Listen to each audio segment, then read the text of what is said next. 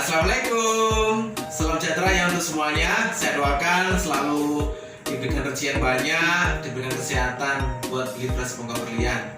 Salam hormat buat teman-teman saya yang ada di Jakarta, Bogor, Tangerang, di Semarang, Solo, Surabaya, Lombok, di Medan, Palembang, dari Banjarmasin, Pontianak, Palu, Makassar, terakhir Manado. Apa kabar semuanya? Di kesempatan kali ini ya, yang baik ini saya mau kebetulan ada tim saya yang bertanya seputar housekeeping. Nah ini kan saya sebagai seorang leader atau trainer harus memfasilitasi. Seperti apa? Langsung guys. Pak, saya mau nanya. Boleh. Apa sih peranan housekeeping di hotel itu? Peran housekeeping di hotel itu kalau versi saya adalah sebagai jantungnya hotel ya. Jadi housekeeping itu kalau bagus nanti akan memperindah hotel itu. Yang indah semakin indah, yang kurang indah menjadi indah. Karena kalau kita ambil contoh ya, contoh rumahnya biasa, tapi disapu bersih halamannya, dilap-lap jendelanya, itu adalah sesuatu gitu loh. Dibandingkan kamarnya megah, tapi serang laba di mana-mana, terus nggak pernah disapu, itu sangat beda sekali. Itulah alangkah bagus, sudah rumahnya bagus, ibaratnya ya rumah bagus ditangani dengan bagus. Itu jadi housekeeping memiliki peranan yang sangat penting ya, berarti jantungnya hotel. Jadi dipastikan housekeeping harus perfect.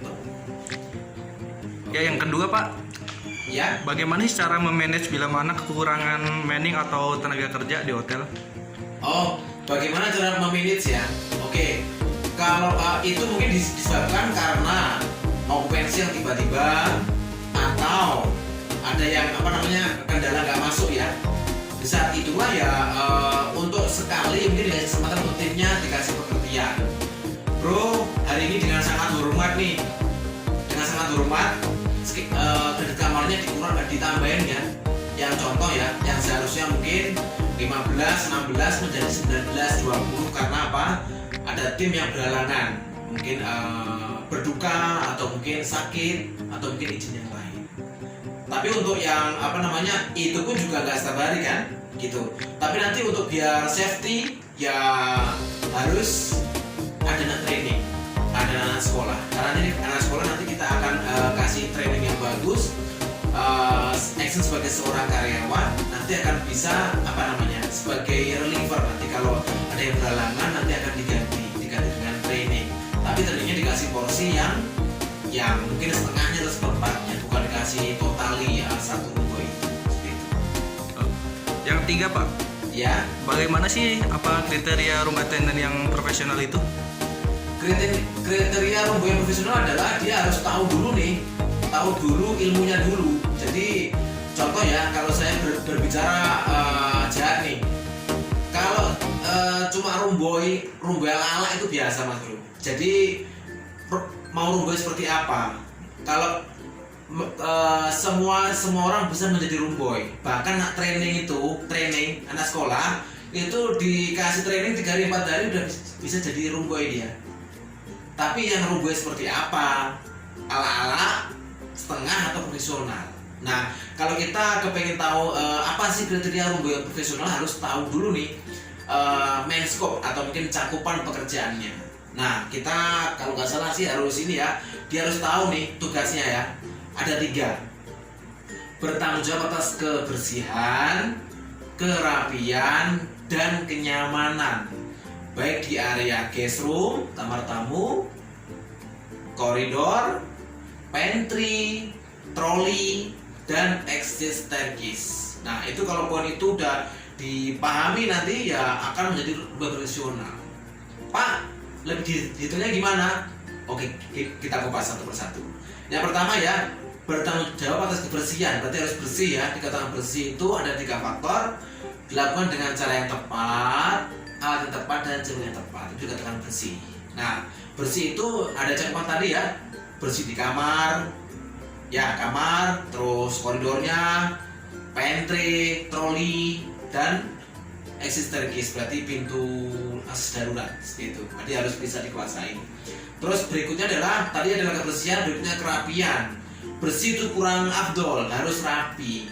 Contoh kerapian di kamar, terus kerapian di troli, harus rapi, bukan sekedar ala-ala main taruh di troli nanti kayak tukang sayur bosku, nanti bisa tamunya contoh nyamperin ke troli nanti, mas minta gula dong gitu.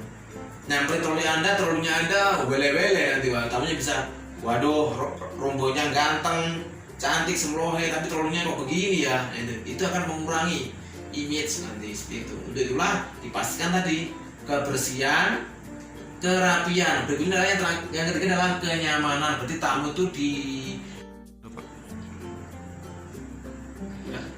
So, untuk kenyamanan ya, itu dipastikan tamu itu merasa nyaman. Dalam arti yang luas ya. Yang pertama itu di area kamar ya. Berarti memastikan kamar itu bersih, rapi sehingga tamu itu nyaman.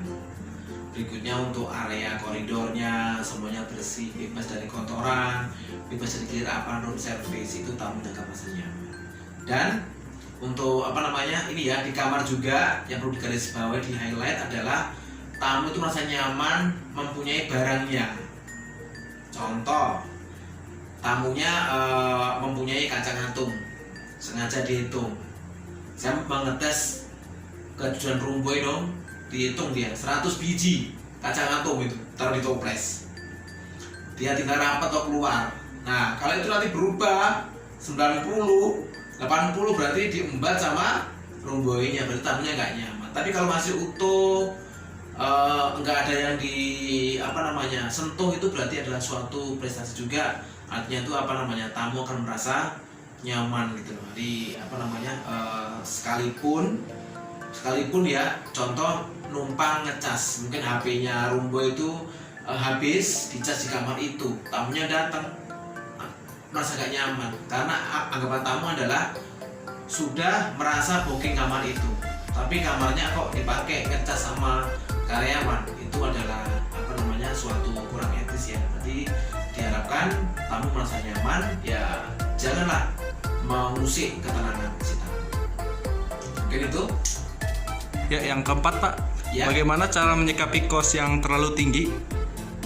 Kos yang tinggi di di amenities ya? Ya, bila mana? Oke, baik.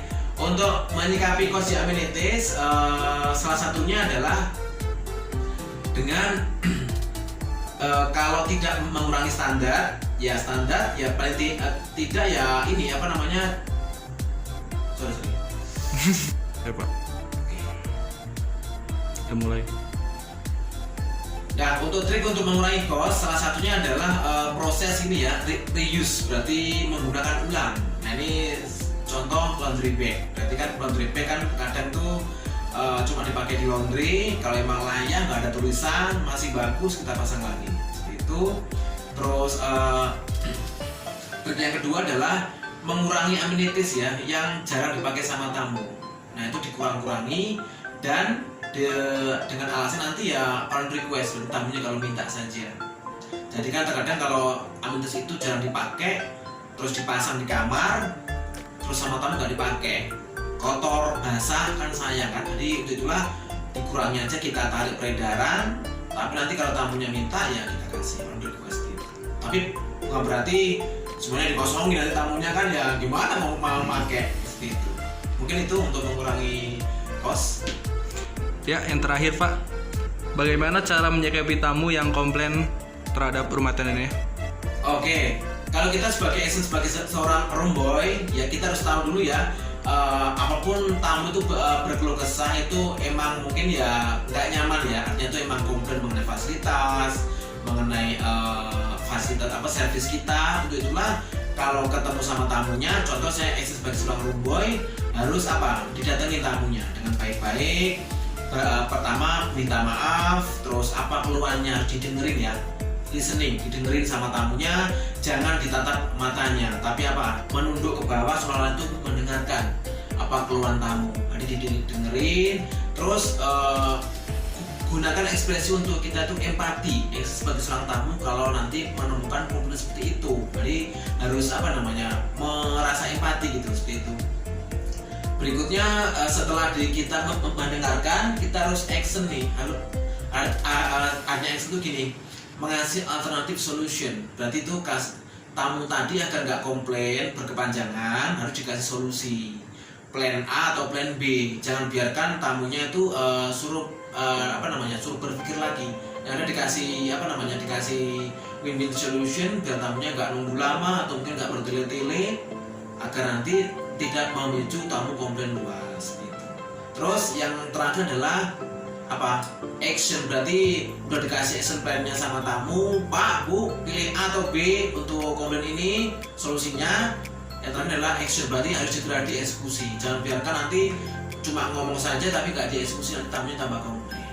Jadi komplain itu enggak semuanya komplain itu jelek ya. Yang ada tuh komplain ada yang bersifat membangun. Jadi yang ada kita harus berjiwa besar agar nanti komplain itu menjadikan service berikutnya semakin lebih bagus.